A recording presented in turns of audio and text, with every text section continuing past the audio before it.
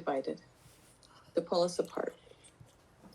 And we are here to introduce Rebekah Cummings, who is running to be our lieutenant governor with her running mate, Brian King. We will have Brian King on next week, but Ms. Cummings, I'm so excited to see you here, and we brought you in because I know that you have very strong feelings on education, and I saw your face as we were talking about this, like, let me come on, and so here you are. Tell us what you think about this bill to take away our education funding. Oh my gosh, Wendy, I didn't even know you could see my face when I was in the other room, but you were getting me so fired up. I'm so excited to enter the chat. I appreciate everyone who's here, and especially if you're staying a few extra minutes just to keep being part of this great conversation. Thank you, Wendy, Drew, Representative Benyon. Just hearing the championing of public education, public neighborhood education, does indeed fire me up, and I'm so excited. I mean, vote no on Constitutional Amendment A, bottom line. That's my feelings on it. They haven't yet put the language out of what it's going to look like, but the legislature writes the language. So I anticipate it might be a little tricky to figure it out, but we know what Constitutional Amendment A is. It means that the mandate is taken off of that income tax going towards education, and that is not something we support. We know that when that mandate is taken off, they can use it for whatever pet projects or whatever shiny, flashy thing they want. And as Utahns, we know that's not what we want. We want to invest in our kids and keep our education system strong. So, okay, I should probably introduce myself properly. So I'm Rebekah Cummings. I am an educator. I'm a library advocate. I'm a mother of 3 of kids who are in the Salt Lake City School District, one going to Slick this fall, so I guess he's a little bit bigger now. And I'm running for lieutenant governor alongside Brian King. Now, a lot of you probably know Brian. He's been in Utah politics a long time. Brian has served in the state legislature for the past 16 years, 8 of those as House Minority Leader. But probably not a lot of you know me. So I really appreciate the opportunity to tell you a little bit about myself. First, I am a librarian. I have worked in public and academic libraries for the past 15 years, and I absolutely love it. The greatest thing about working in libraries is that you get to know a lot about people. Zach said this a little bit about working in the fire department, but it's absolutely true in the library as well. You get to learn what they care about, what they're learning, what people are aspiring to, what challenges they're facing, and what keeps them up at night. And there are very few professions that allow you to work with such a broad cross-section of society. Young, old, rich, poor, people across the political spectrum. I used to love when I worked at a public library that on any given day, I could start my day working with our littlest patrons, helping our toddlers to bond with their caregivers at story time over books and music and literacy.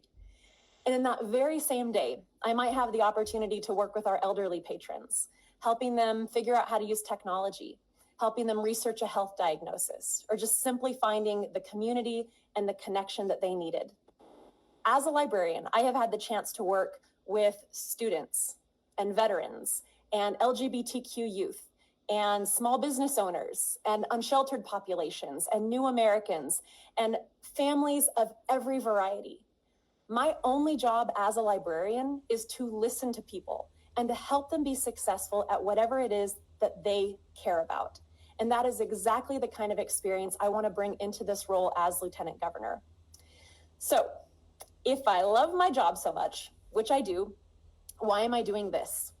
Why am I leaving the safety and familiarity of the library to run for public office, which, as I'm sure you have heard on this before, is completely terrifying and out of my comfort zone? Well, first of all, I probably wouldn't have said yes if many people had asked me besides Brian King, who I know and I trust. I have been Brian's constituent for the past 11 years, and I've worked with him on library-related issues for the past 5 or 6. And I have consistently been impressed with the way that Brian works across the aisle to pass bipartisan legislation that genuinely makes people's lives better. Whether he is expanding access to full-day kindergarten, expanding access to mental health resources, passing common sense gun laws that keep all of us safer, Brian has worked for Utah, for the better, for a long time. And he is going to be an incredible governor for our state. And then the other reason I said yes is because, shocker, Over the past few years, politics has found the library. Now, I don't know to what extent you all keep up with this, but we have seen an unprecedented level of book banning and censorship over the past few years. And Utah is currently ranked 4th in the country in books being pulled off of library shelves. And you may have recently seen we were the first state in the country to have a statewide book ban, which, as Drew alluded to, if 3 districts or 2 districts and 5 charters, no matter how small, decide to ban a book, let's say they decide to ban The Hate U Give. That means Salt Lake City can't have that book, Summit County can't have that book, none of us can have that book. So much for local control. We have seen a slew of proposed legislation since 2022 that criminalizes librarianship, that redefines obscenity, that would require our librarians to put arbitrary rating systems on our books, systems, by the way, developed by Utah Parents United. Parents would have to opt in to sensitive reading materials for their kids, and bills that outlaw the teaching of divisive concepts. All while the vast majority of Utahns strongly oppose book banning, trust their librarians and teachers, and are tired of our elected officials spending time and energy on bills that don't actually make anyone's lives better. So for the past 7 years, I have served first as president and then as advocacy co-chair of the Utah Library Association, working with our elected officials on library issues and library funding, working with our elected officials to try and make some of these bad library bills better or to stop them altogether.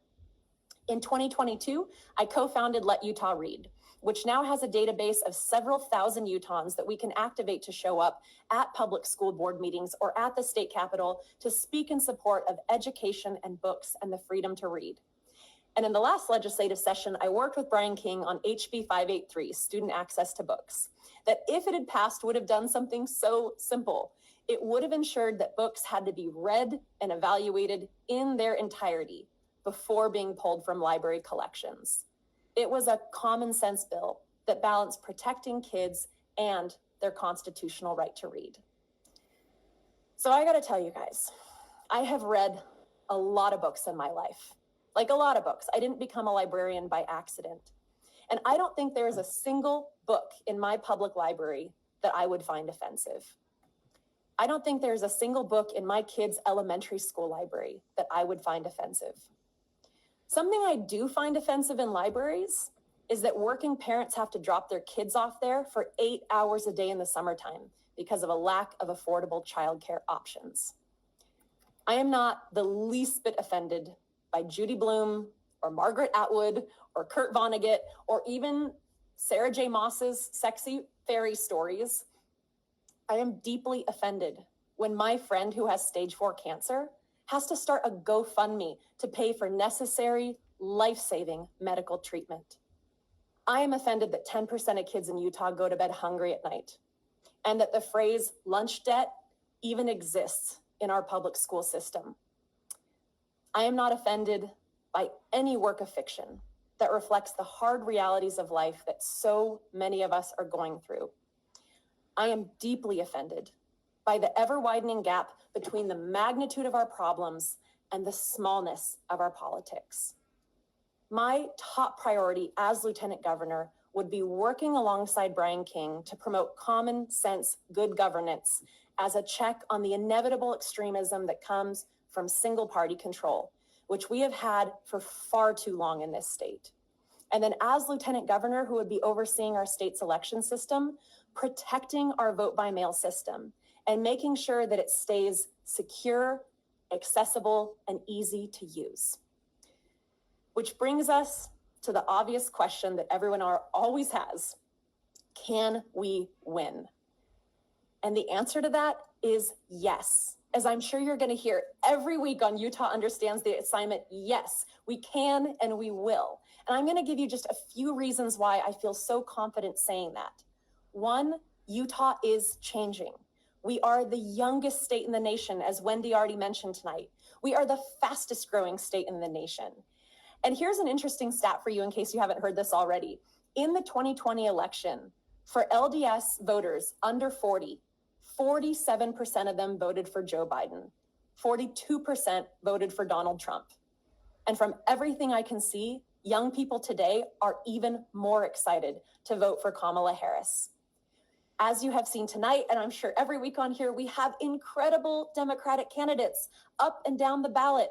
Obviously, there's excitement at the presidential level. Brian King is generating incredible excitement as a Democratic candidate. He is an experienced, seasoned, well-respected legislator, which even if you're hearing, Spencer Cox's campaign trying to paint him as some liberal Californian, Brian is, and I'm from California, come on, it's all rhetoric, but Brian is a fifth-generation Utahn who has worked across the aisle. He couldn't have passed hundreds of bills in the legislature if he didn't know how to work with Republicans. Brian will work with anyone if it means making Utahns healthier, safer, and more prosperous. So down from our city council, county council, House district reps, we have great, great candidates that have been recruited and are working our butts off to get elected on November 5th. And then the last thing I'll say is, especially here in Utah, we have a deeply divided Republican Party, as I'm sure you're seeing. While Democrats are increasingly more united and more enthusiastic than we have ever been, and we are going to win. But we're not going to win without work. We all know this. It's not going to be a cakewalk by any stretch of the imagination. And it's more than voting, as we know. I hate when people say, I already know who I'm voting for. I'm checking out until then. No, democracy requires more than that. So get involved in your local races, find out which ones are the most competitive, and donate, door knock, phone bank, make a plan to vote with 5 friends to make sure they all show up on election day if they haven't already mailed in their ballots. If you know people between the ages of 18 and 25, ask them if they've already registered to vote. And if they haven't, open up their phones on the spot and show them how to do that. We really do make it easy in Utah, and I think that is great. On election day, volunteer to drive elderly people to the polls. Follow the Utah Democratic Party on social media and find ways to get involved. Let's work together to bring balance back to Utah politics. I know we can do it. And that is all I have to say. Thanks everybody for staying a few minutes over. Well, Rebekah, please stay, because I have a few questions too. Yeah. If that's Yeah. let's. Can Go I ahead, ask Wendy. a question that ties back into what you were saying? You said, can we win?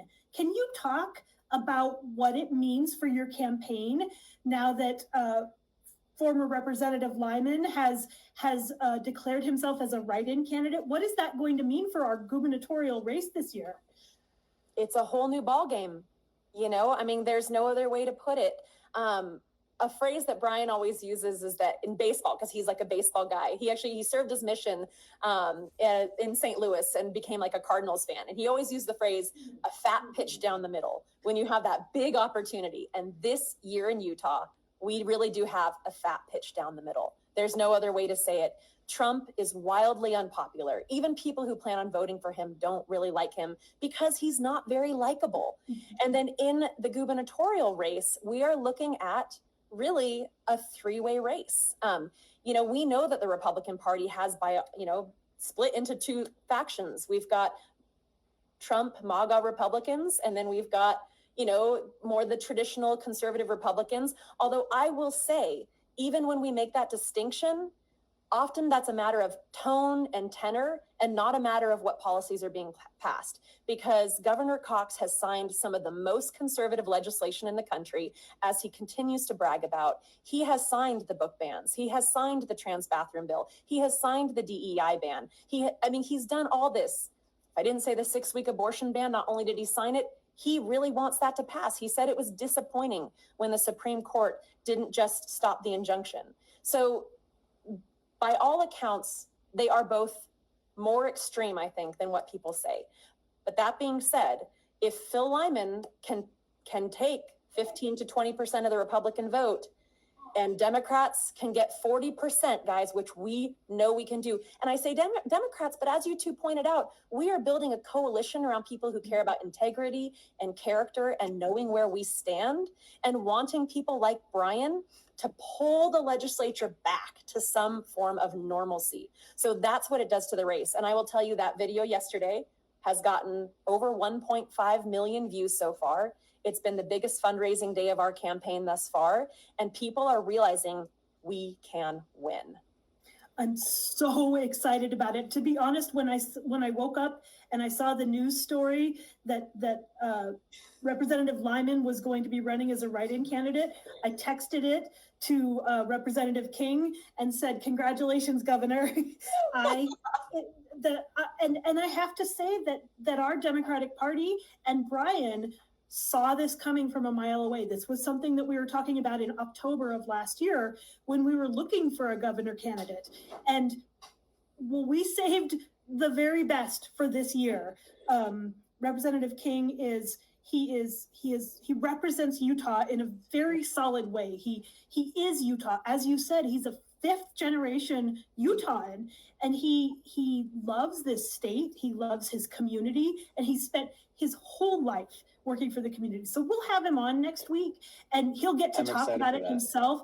But this news about the write-in candidate is really changing the face of this election, and I'm here for it. And well, I know. Wendy, Rebekah, go ahead, Drew. So you're talking about all of this crazy, and if you've been following the news with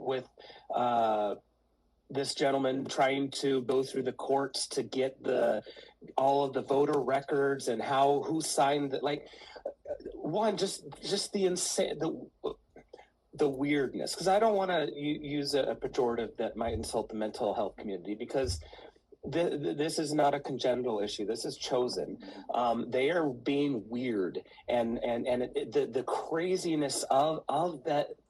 When we're talking about how we want to break up the supermajority so we could return to a normal legislative order, rational order of things, where we, if you lose an election, you don't get to go say, "Hey, I want to find out every single person who signed a paper to vote against me. I want their name, their address, their voter record, their voter." In what reality is that normal? And so, when we're talking about we need to bring normal, rational sense, and the other thing that Rebekah, that you said was, people think that they throw the line, the radical crazy, the radical Dems, the crazy libs, and none of these pejoratives are actually measured in reality. Like the craziest leftists, and I've been involved. I was a caucus chairman. I was a veterans caucus chairman, both at the state level and for Salt Lake County. The craziest person on the left is trying to bring free lunches for kids at school. I love open books. Yeah, Tim Wells had a great line about that, where he was like, "Oh, I try to make sure kids have full bellies so they can learn." What a monster! Yeah. So when we're hearing this rhetoric, if you vote for Brian King, you're voting for his radical leftist agenda. That is propaganda that's not based in reality. I mean, knowing Brian, he's probably one of the more centrist people in the party, and so with all of these new voters that are looking down ballot, when we hear the rhetoric, the radical left, or even here in Utah, the left versus right paradigm. Again, I'm someone who loves history, so I always try to understand the why. Something's broken. Why is it broken? Because you can't fix it until you figure out why it broke. That's kind of that's a neurodivergent brain thinking. But understanding the why, this goes back to the 60s and the 70s with the Birch Society and Cleon Skousen with his books that have really inspired the libertarian movement here in Utah. And unfortunately, the mistake, and I say this as a fifth generation Mormon, I'm not active Latter-day Saint anymore. Me and my husband really aren't welcome there, but I'm a fifth generation Mormon. That's my culture. And so understanding, that, back in the 70s and 80s with certain church leaders in the Birch Society, which was a radical conservative movement that was so radical, the traditional Republicans said, "Get out of here." And they came to Utah. And, had a few good influencers back in the time write a book and really influenced a lot of people that created, if you're a Democrat and if you go for the civil rights movement, you're a Marxist and you're radical. And, so much of this element comes from before I was even born. Yeah. And I'm mid-40s now. So we are in the remnants of the mingling of radical politics with religion, and we're now in this leftover mess. And so we have, you know, the Cliven Bundys and the why am I spacing his name? The right-end guy. Lyman. Phil Lyman. Phil Lyman. You know, they all emanate from this philosophical ideology. Mhm. And so understanding why we're broken and you know where we are, I think that's so important to fixing what's going on here. And so again, when you hear these pejoratives, you know, radical leftist, you're a Marxist. If you think a child should go hungry, you're a Marxist. And then communists, and you hear all these buzzwords that get people, oh no, but it's like none of that's based in reality. And so for these voters that are not normally Democrat voters, and again, we talked about, we're in a historical realignment of what it means to be an American, what it means to be a Utahn, what it means to be a good and decent person. And so don't be afraid when you hear the opponent saying, oh, the radical leftists. And I'll step off the soapbox now and see if anyone... I just want to say, I'm the radical leftist that your mom warned you about. And you know, probably what I'm going to do is keep feeding unsheltered people. But the message that I want to come back to is that for the first time in many, many years, that the Democrats have a real chance to elect a governor who can help counterbalance this really far-right agenda that's been coming through. This is an opportunity we cannot squander. So get your friends out to vote. Again, it's all about voter turnout. We have an amazing gubernatorial candidate to vote for. I've known Brian King for 10 years. He is such a genuinely good person. And as you can see, we're going to have a phenomenal lieutenant governor as well. And while the Republicans fight over whether they want a moderate, he's not that moderate, or they want a extreme far right candidate, and he is very extremely far to the right, we have a chance to get a moderate and rational Democrat in there who can help us stay refocused on the issues that affect Utahns today. And that is homelessness, it's hunger, it's access to medical care, it's, you know, funding libraries and funding schools, not fighting over whether we ban some books that I read as a child and did not actually sprout horns, right? We want to talk about the things that really matter in Utah, and this is going to be our chance. So, Rebekah, do you have any final thoughts? Thank you so much for being here. And this is actually my first time meeting you, and I'm so excited after hearing you speak. You're going to be great. Thanks. Yeah, I'm loving this, actually. We're having so much fun talking to people all across the state. My last thing I'll say is I just want to put a pin on what Drew said about looking beyond, you know, going a step deeper. When it comes to the book ban fight, something I've always said is it's not about the books. It has never been about the books. It's about eroding faith in public schools and public institutions to defund education and privatize it. And I think that that's what we're seeing is all these distractions to rile people up. Again, like Drew said, tapping into like our nervous system to make people afraid. And we all just need to take a deep breath and think about what our values are, lose the labels and look at the integrity of our candidates, which, Wendy, to your point, Brian is just an absolute top-notch legislator, and he's going to be such a good governor. Mm-hmm. I'm so excited. This is really exciting. And as people are getting to see through these live streams, we have a phenomenal base of Democratic candidates. Like, I am so proud to call these people my friends and to watch them do their amazing work. You can hear as they speak, they're so educated, they're so smart, they are the cream of the crop, and they are the ones that should be making these decisions. And so again, this live stream is all about letting you get to know people in a personal setting. And we are asking you, please donate to their campaigns, volunteer for their campaigns, knock doors, write postcards, make calls, anything that you can do, and talk to your neighbors and ask them to vote. These are the things that are going to get Kamala Harris elected, Governor King and Rebekah Cummings elected. Oh, I said Governor King. I'm just practicing. Manifesting. You're just manifesting it. And County Council Member Pinckney and County Council Member Robinson. These are going to be and School Board Member Gatrell. And all down the whole school board. The down ballot tickets are, yeah. So it's so important. The entire down ballot. Again, I'm not going to go to repeat myself. We need to break up the supermajority. We need to return a normal order. Donate. KamalaHarris.com.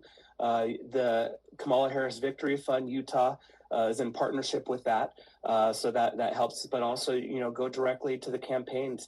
BrianKing.com, Act Blue. Again, we've talked about making sure you're donating to legitimate, credible sources. You're going to be getting tons of text messages, phishing expeditions. So be cautious of that.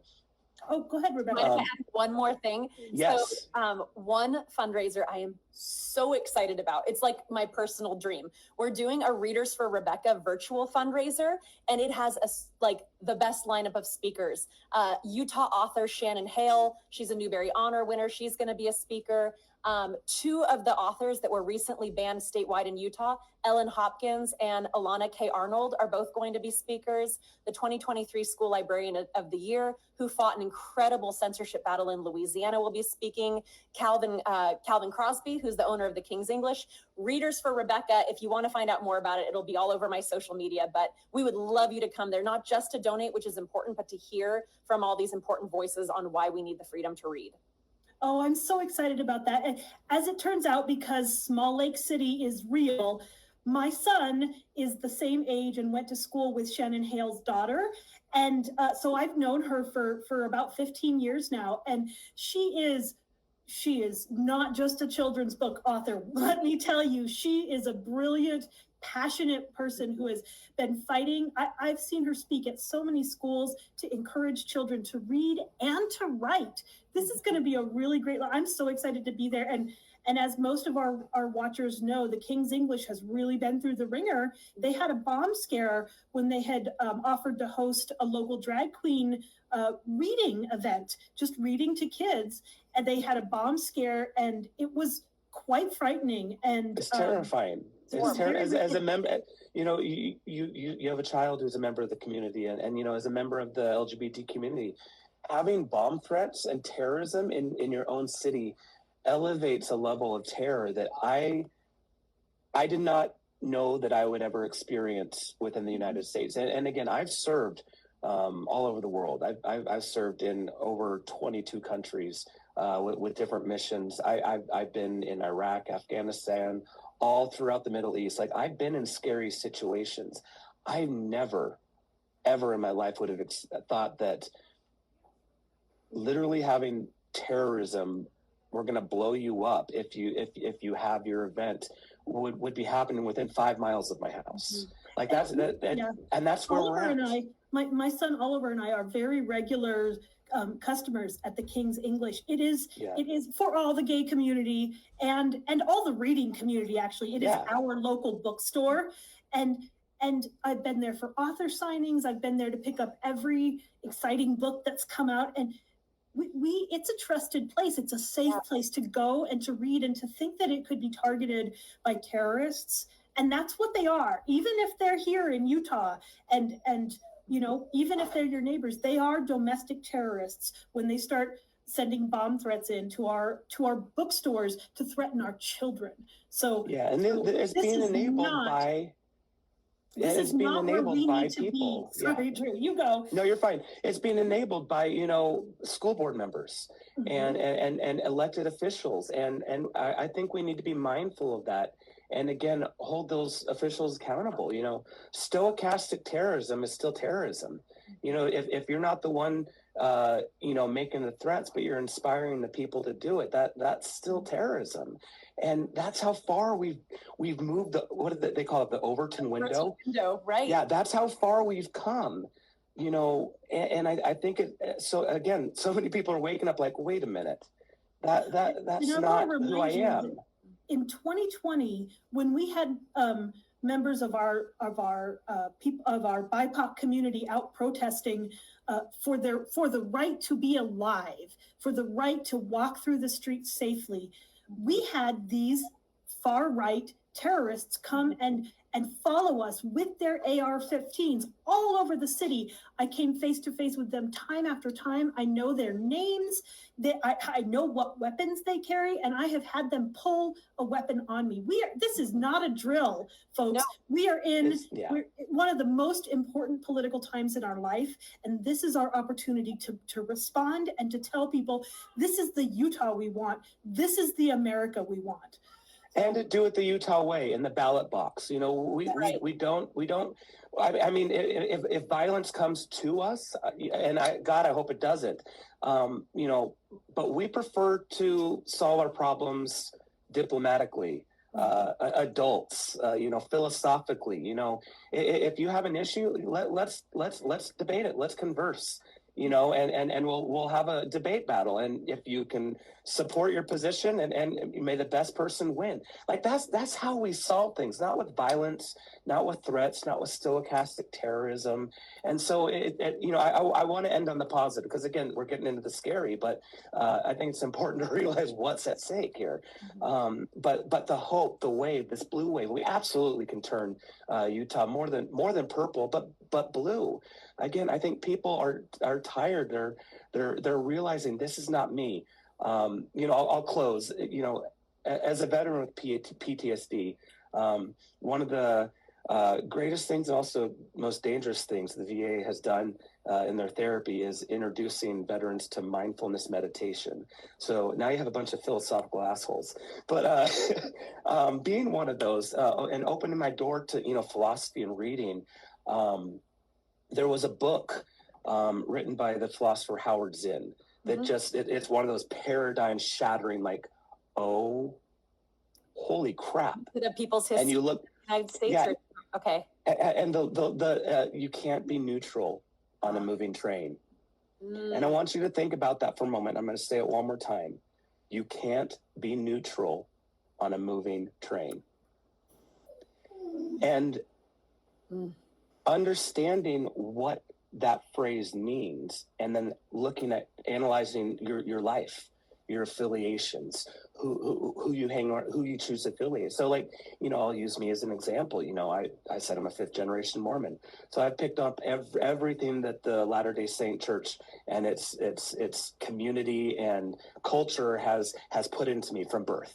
You know, I was a firefighter before I joined the military, so I've been instilled with the mindset and the ethos of a first responder. And then 9/11 happened, and I joined the Air Force.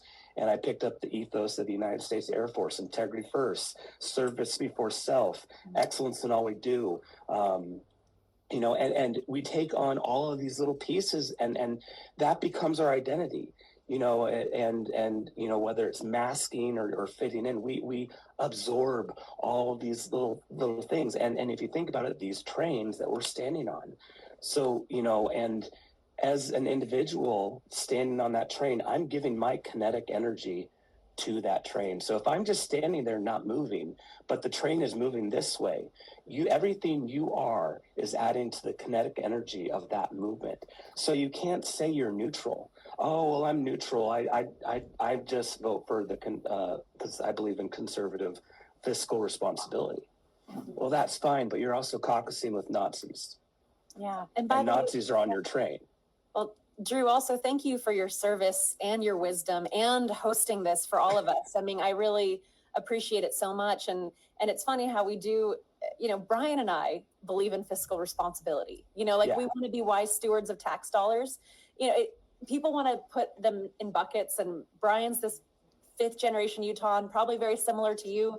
I'm a newer Utahn. I came here 13 years ago. I married a Utahn from West Valley, and he met me in California. And on our second date, he was like, "How portable are you? Because I'm not staying here." and so we came back here to put down roots. And I think it's great that our ticket kind of represents old Utah, newer Utah, but both of us just love this state, and we want it to be a great place to raise kids and a great place to live. And to do that, we need responsible people at the helm. And that's why we're here today.